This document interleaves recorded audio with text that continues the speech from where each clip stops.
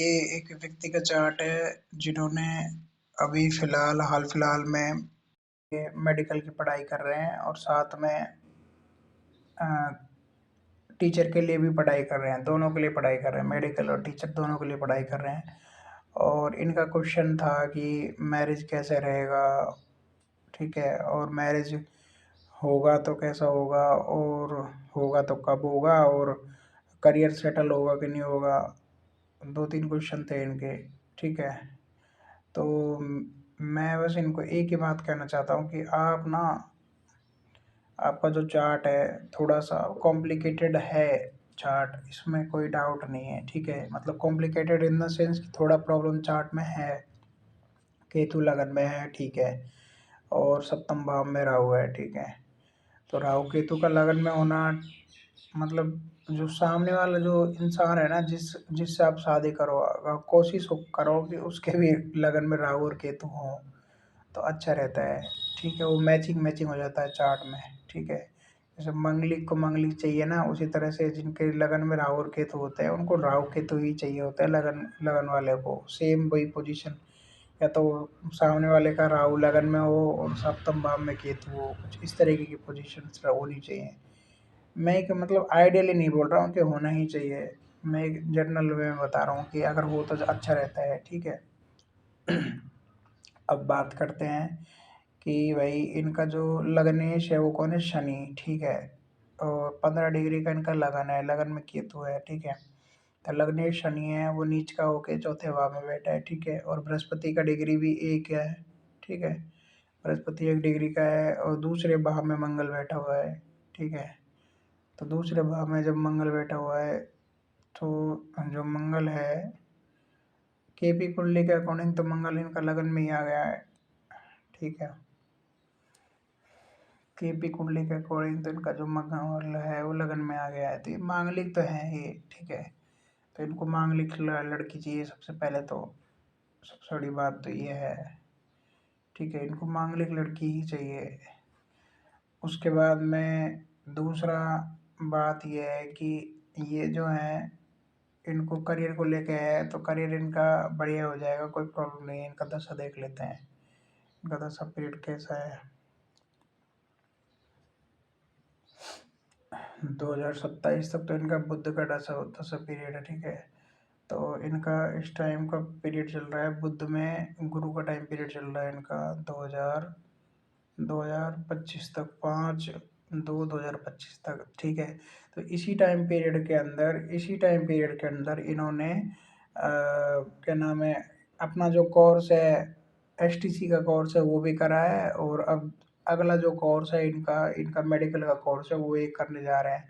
तो ये देखिए कितना अच्छा टाइम पीरियड है बुध में गुरु का, मतलब शिक्षा को लेके एक अलग ही मतलब सामने वाले ने काम करा है कि अब उसने पहले डिग्री कर ली, दूसरी डिग्री भी सामने वाला कर रहा है, ठीक है। तो वो देखिए कितना बढ़िया है, आराम से। तो वो देखिए कितना ब्यूटीफुली काम करता है कॉम्बिनेशन, ठीक है, बुध में गुरु का। उसके बाद में बुध में शनि का टाइम पीरियड आएगा इनका, ठीक है। तो बुध में शनि का टाइम पीरियड आएगा इनका 9/2/2025 के बाद में, ठीक है। बुध में शनि का टाइम पीरियड आएगा, तो ये डिग्री करते हुए ये कंपटीशन की तैयारी करेंगे, इनके लिए अच्छा रहेगा, ठीक है। और बुध में शनि है तो भैया ये तो आप 2027 तक है, ये 14/10/2027 तक है। तो इसी टाइम पीरियड में आप कंपटीशन एग्जाम दोगे तो आपको मेहनत करना पड़ेगा ज़्यादा, ठीक है। और शनि तो भैया धीरे धीरे रिजल्ट देते हैं, तो ठीक है।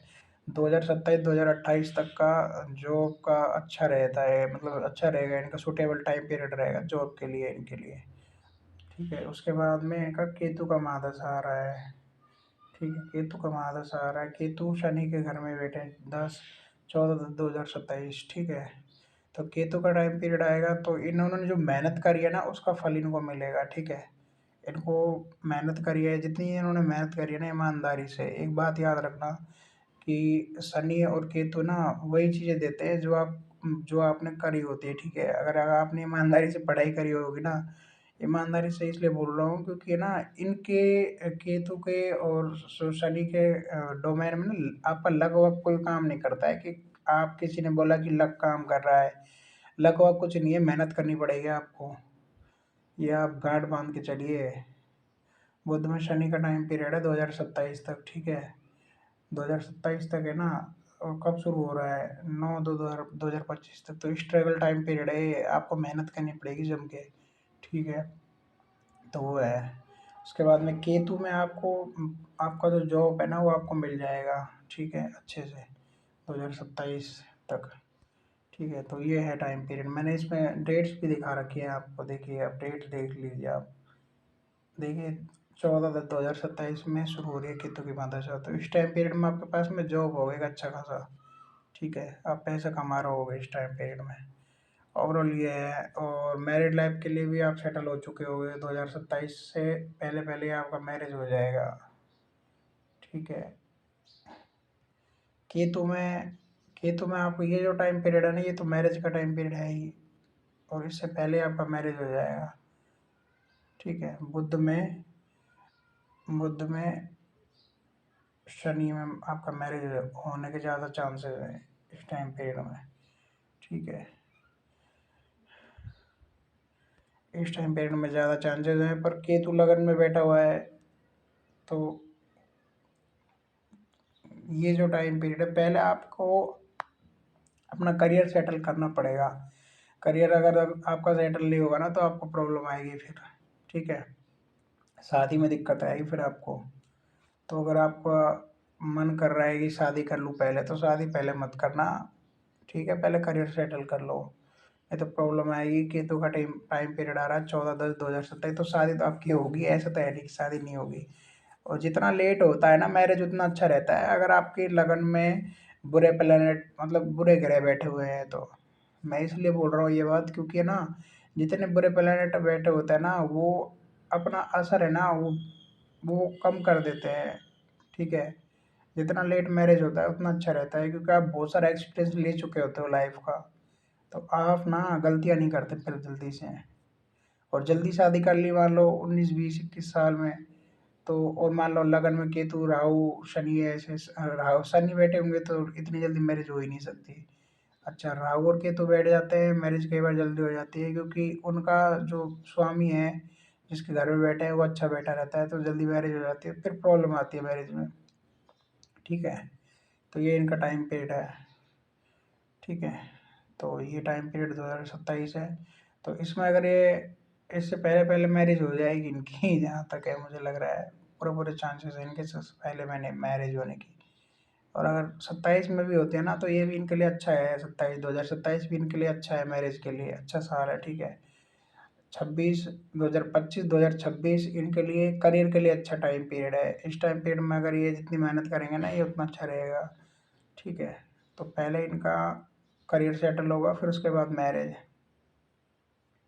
तो ज़्यादा बढ़िया रहेगा इनके लिए, ठीक है। मेरे अकॉर्डिंग नहीं बोल रहा हूँ मैं, इनके चार्ट के अकॉर्डिंग बोल रहा हूँ, ठीक है। और फिर शनि इनका वक्र भी है तो इनको मेहनत ज़्यादा करनी पड़ेगी, ठीक है। इनका 10 मंथ चार्ट देख लेते हैं, उससे और अंदाज़ा लग जाएगा हमको, ठीक है। ये तो इनका विवाह का चार्ट है। तो 2 नंबर का लगन है, शनि चौथे भाव में है, ठीक है। और इनका जो शुक्र है वो 5वें भाव में सूर्य और चंद्रमा के साथ बैठा हुआ है, ठीक है। तो अच्छी स्थिति है मैरिज को लेके भी। थोड़ा सा आर्गुमेंट और वो थोड़ा बहुत रहेगा, पर इतना प्रॉब्लम नहीं है, ठीक है, मैरिज में।